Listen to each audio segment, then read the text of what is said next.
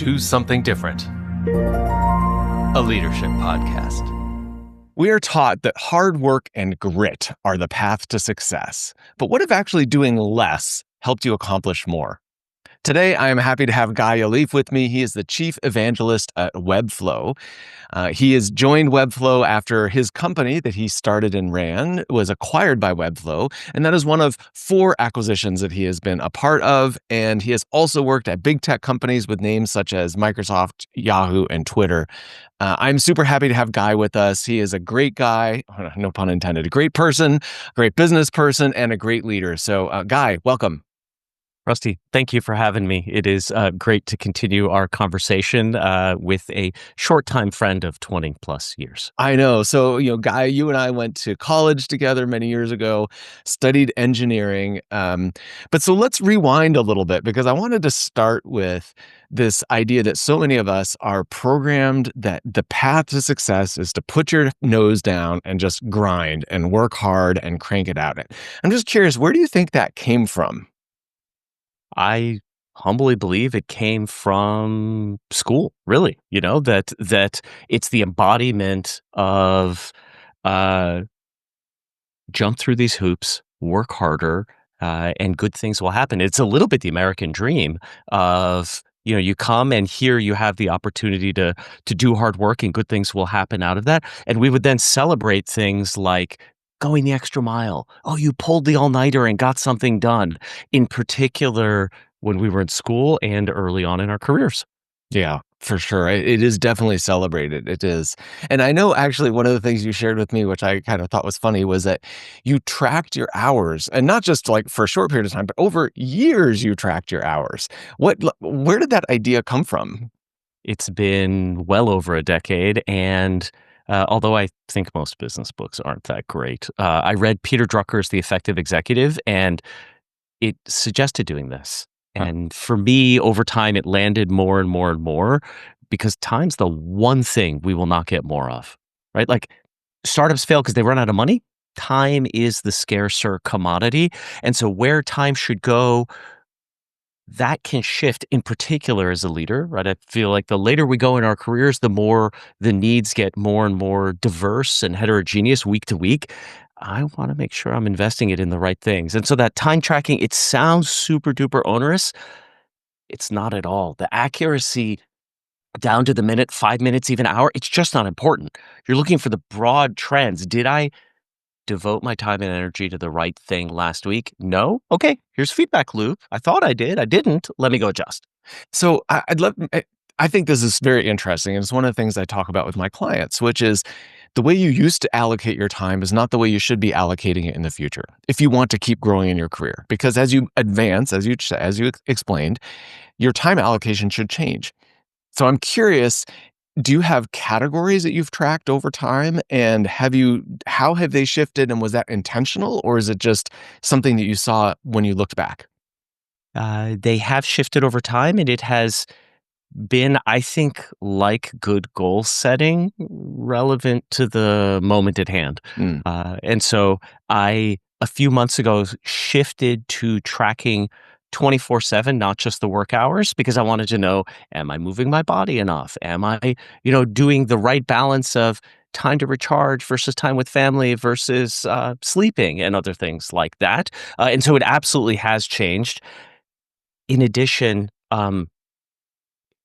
co-founder, CEO, you are one. Like the job is, I think there are 4 things only the CEO can do. They are set culture, ensure you don't run out of money, set a talent bar for execs, and pick the next hill to take. Okay. In addition, it's whatever's needed. And so, oh, wait, somebody's on vacation. Oh, we're looking for a new executive in this area. Oh, there's this thing that we, is super strategic for the company. And you need to go deep and be supportive in the right way there. And if you're not, you are letting the company down. And so that this morning it's recruiting, this afternoon it's expense policy, this evening it's strategy. I happen to like that a lot, but tracking your time's helpful in that context. Yeah. So, I mean, the way you just laid it out, it certainly almost creates the case that says, well, if you're the CEO of a company, the incentive is to work more and longer and harder.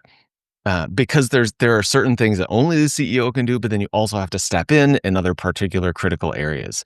But I don't think that's unique to a CEO. I think many people in their role feel that way. It's like, hey, I'm doing something that no one else can do. And I'm curious for you, like, where did this idea come from, or where did the experiment happen that all of a sudden you worked a little bit less and you had this realization of, oh, I can actually be effective when I'm not just pedal to the metal the whole time? To your point, I do feel like this is, for most people, certainly for me, part of the journey of growing up professionally, where as you manage other people, realizing, yes, that particular thing, whatever it might be, the task at hand, you can do it better than the person on your team because you've done it for years and it's new to them. But that's not the right answer. And so part of letting go and maturing and mentoring other people and helping them grow in their careers is shrinking that list of things only you can do. Like, it's intentional that, you know, as founder CEO, you could say, I can do everything. I can help on everything. Not that you're great at everything.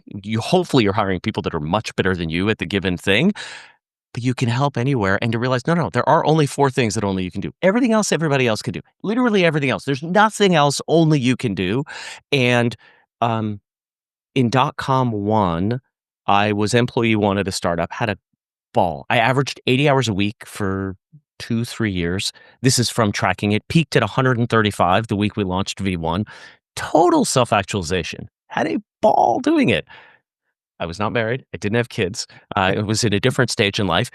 I for sure had more impact and moved the business forward more while being CEO of Intellimize, where the hours did not average 80 hours a week because I know my wife and 2 daughters, and I wouldn't have been able to do that at those hours. And so it was experimenting. And to your point, it's the definition of like, what got you here won't get you there. Working through, frankly, feeling guilty, feeling like, wait, how this isn't all right. Like, how am I giving myself time to think through stuff? But realizing, experimenting with it a little bit, getting coached on it some, that I actually moved the ball forward more when I did that. Yeah, when I worked at Apple, I made a decision that I wanted to be home for dinner. And so I would leave at 5 o'clock in order to be home for dinner. And let me tell you, most of the time when I walked out pretending I was going to a meeting because I felt so guilty about leaving at that hour because nobody left at 5 o'clock. I mean, 5 o'clock is like middle of the afternoon. Um, and, I did what I needed to do to be productive and so on, but I was able to be effective with many fewer hours than a lot of people were putting in. And I felt guilty 100%. And so I'm curious for you, what did you do with that? Like, what did you do with the fact that you felt guilty when you were CEO of a company and this kind of old voice in your head was saying you should be working more hours, and yet you're realizing, oh, actually having time to think is productive? How do you handle the guilt associated with that? Um, yeah, not easily, not well. I too, by the way, have the same story at Yahoo where my at that point wife, not yet mother of 2 children, was like, I don't care if you work 14 hours a day. I care that when you say you're going to be home, you're home, because I would perpetually say, oh, just 5 more minutes. Oh, just another half hour. And so I got into the habit. For me, the excuse, the helper was the train. Excuse me. I was taking the train from Palo Alto to San Francisco, and I would literally, in the middle of a meeting, dial on the Polycom in the room, my cell phone, continue on the meeting and walk out, and tried to make that okay. And I was able to continue. And then, to your point, I felt guilty and would get back on later on in the evening and try to get stuff done. For me, the turning point was with a coach who said something that in retrospect for him was small and for me was literally life-changing. He pushed me a lot on, like, you're committed to things being hard. To your point, like, you have to, you work hard in school, you work hard, you put all the hours in, and you just, like, is it possible that some things might come more easily? Okay, that was a part of it. The big unlock for me was when he said, playing to win so that you win versus playing to win because you like playing to win. For me, that little concept changed everything. It's not about, you have the same passion, the same energy, the same desire to win. It's not about slowing down in any way. It's how you hold it. Are you attached? You must win, or do you have a preference for that outcome? Of course, I have a preference to win. I'd like winning. It feels really good to win, but you hold it slightly differently, and then you accept things like, I don't actually control the outcome. The only thing I control is how I show up. It's not that as a founder CEO, I had existential dread every single day, no matter how much was in our bank account. But this allowed me to go through the journey with the same energy and passion, but holding the outcome differently. And for me, those two concepts were really foundational to trying a little bit like, oh, wait, I did give myself time to go take a walk around the block. Oh, you know what? I had an hour free on my calendar, which never, ever, ever happens. And I used it to go think about something rather than like, let me catch up on 100 emails or Slacks or whatever the small task of the moment, small in terms of units of time task might be, rather than taking the large task in terms of time and sitting and thinking and looking around the corner and trying to pick the right next hill or solve the thing that having the privilege of taking that time would help you solve. That feels meandering, but it's because it was a meandering journey. There was not I don't feel guilty now. There wasn't that. Yeah, I heard a couple things in there which I want to tease out because I think they're important elements of this journey. It's not linear. It's not like do A and all of a sudden it's easier. It's not. It's a process and it does require learning. And one of the things you shared was kind of zooming out a little bit from the goal, right? Because so many of us get hyper focused on the goal and it's like, I must accomplish this goal. And if you can zoom out from that a little bit to say, well, okay, that goal is important to me, but it's not the end all be all of me and my life and everything that I stand for. And if you can hold that perspective, you can still be very focused on the goal, but it's not in that same death grip kind of way. I am completely That with seemed you. like an important element.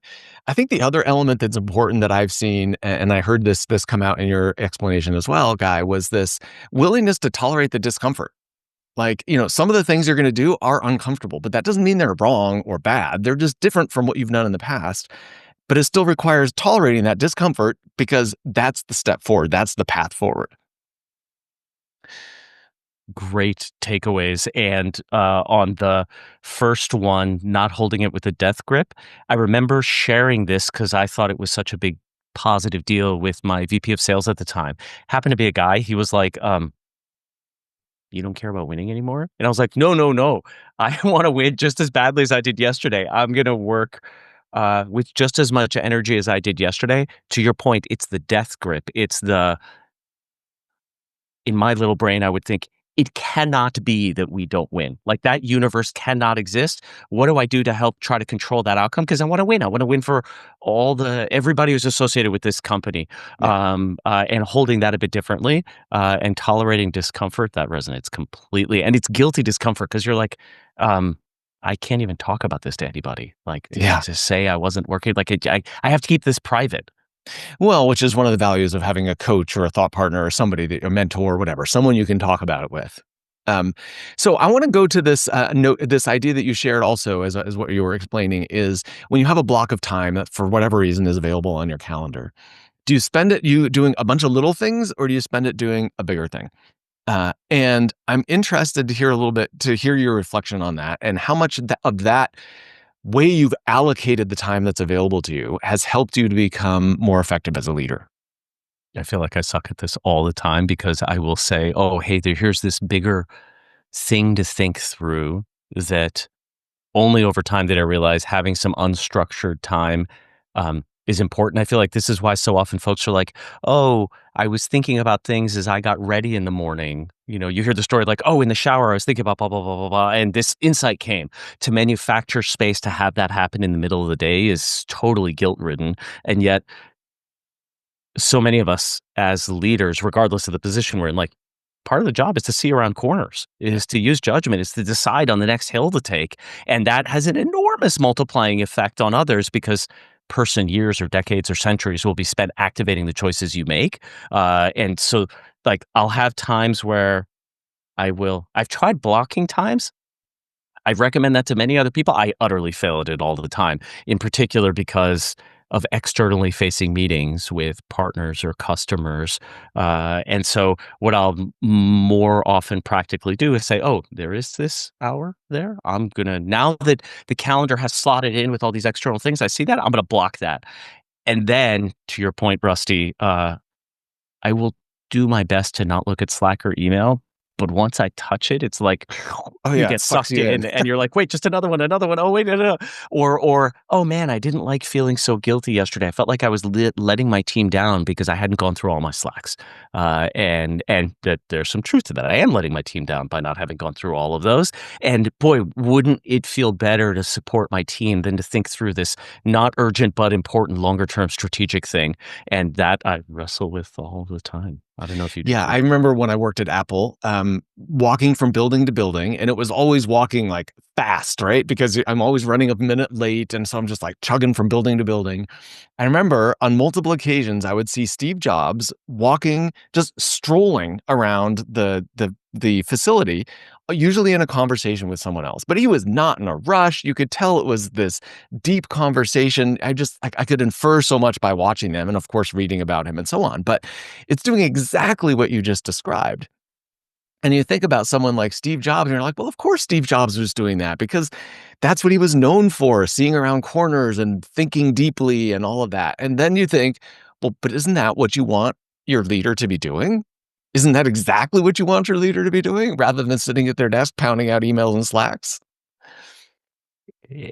Absolutely. I had a board member who would beat me up from time to time in a very positive, constructive way. I don't mean that negatively. On like, hey, you need to look around corners more. And I remember the first moment where we had a full executive team and everyone was great at what they were doing. It was the right moment for each person to do some of their life's best work. And I remember thinking, oh, this is what this feels like. I can do my job. I have the space. This job, in particular, has a higher need for that time. I'm no Steve Jobs, that's a whole nother level. But the need to go think more deeply, and I was like, wow, this is really helpful. And roll the clock forward a little bit, my leaders, my team found it helpful. They were like, "Oh, good, you have thought through that. Oh, this thing that's got lots of judgment or lots of shades of gray. It's not black and white. You've gone and given that some real thought and come back and shared that with us, and that resonates or it doesn't. But like you've moved the ball forward in a way that we're not going to find the time to do because we're doing these million other things." And when I was pinch hitting for one of them because maybe that role was open, I was terrible at finding the time for doing that. And so it's definitely one of the learnings for me next time is to go ensure that that time does exist because it really is helpful. And it's a little bit the like, there's an infinite supply of emails and Slacks. It doesn't mean you shouldn't get to them. And so finding that balance of like, are you answering them? Which ones do you answer versus finding that time is key. Yeah. And I feel like I still suck at it. Well, I think part of what you're describing here is reminds me of a phrase you said in a prior conversation that we had, which is this question: what are you optimizing for? And I love that question. And I'm curious, how often do you think about that question? How often do you ask yourself that, and so that you can recalibrate? At the life level, like, when that question, I think about, at a life level, like typically, on holiday or vacation when you have more time to think, is it title? Is it money? Is it time with family? Is it happiness? What does that happiness mean? Like that, there's that level of question. Then there's for the business, what are we optimizing for? Is it the next round? Is it customers being successful? Is it revenue? Is it culture? And I'll often find myself asking that question when I feel lost Hmm. or when I'm thinking about longer term goals like quarterly, or when everything seems to be going wrong, or it feels like we're making no progress. Those are times often when I'll be like, wait, what's the game we're playing? What are we optimizing for? Um, uh, yeah, that's typically when it comes to mind for me. How about for Yeah, you? that's a great. I probably don't ask it often enough, honestly, and I think most of us don't. We get on a path and we stay on that path, and I think what you're pointing to is when all of a sudden the road gets really bumpy, or you feel like you're lost. You're like, I'm not sure where I'm going anymore. it's the logical time to pick your head up and say, where am I going? What is the destination? What am I optimizing for? And I would say I do that periodically, maybe quarterly, at least to, maybe not in a very deep way, but at least in a superficial way to kind of stop and pause and think about, am I still going in the right direction? But I do think, one of the things I've read and I believe is that one of the best ways to learn is through reflection. And I actually encourage people to do exactly what you described doing. You don't have to, even if you aren't tracking your time in a detailed way, still to pause for 5 minutes at the end of the week and reflect on your week and just say, did I use my time effectively this week? And it can be a very subjective, qualitative kind of evaluation, but it's better than not doing it. And it gives you the opportunity to change course. And so I think whether it's on a weekly basis, a quarterly basis, but having some kind of reflection practice, I think is really essential if you want to keep growing. I have one last question for you, and then we're going to move to wrap up. But if someone is feeling stuck, if they're kind of in that place of like turning the crank, they're on the path, they're just like charging down the path. If you had a step to recommend to them, one thing that you would suggest, try this or consider this, what would that be? Sleep. It's that simple. For me, I'm a 6.5-year user of Aura. Pick your mechanism of choice. For me, that feedback loop on sleep was very helpful. I went from 3 to 5 hours a night on weekdays to 6 to 7, sometimes 7 to 8. And I kid you not, it was the same life, the same things. It felt like a Bambi movie. The clouds parted, the birds were chirping, the flowers bloomed. I've always been a relatively positive, even keel guy, but the emotional resilience when others would come with this stressful moment or that problem went up dramatically. And I realized, at least for me, and I think for most, it is a myth that when you're like, I need that extra hour, I'm going to sacrifice sleep. For an evening, sure, no problem. But to do that all the time, which I certainly was doing, to our point of working harder, it's a myth. You actually get less done. I read some study that said if you're getting 6 hours of sleep a night by Friday, it's as if you'd pulled an all-nighter. And I don't know, that's what the study said. At least for me, I found when I went from 3 to 5 to 6 to 7, I felt miles of difference. How does that land for you? Yeah, I'm a big sleeper. I'm a big fan of sleep, and I've always slept more like 8 hours. I just don't operate very well when I don't sleep like that. I mean, a day or two, sure, not a problem. But on a consistent basis, I'm a wreck. And if I do an all-nighter, the next day I'm done. I can't do anything. So I just don't do it. It just doesn't work for me. Guy, this is awesome. I always love talking to you. I think you've got such a practical and humble way of talking about some really important things about kind of how do you grow as a leader? Because what got you here will not get you there. You used that phrase earlier. I think that's right on. I know you do a few things here and there on social media, or you're around. If someone wanted to connect with you, what would be a good way to do that? I'd love to engage on LinkedIn and welcome starting or continuing the conversation there. Yeah, awesome. All right. I will put a link to your LinkedIn profile in the notes. And Guy, thank you so much.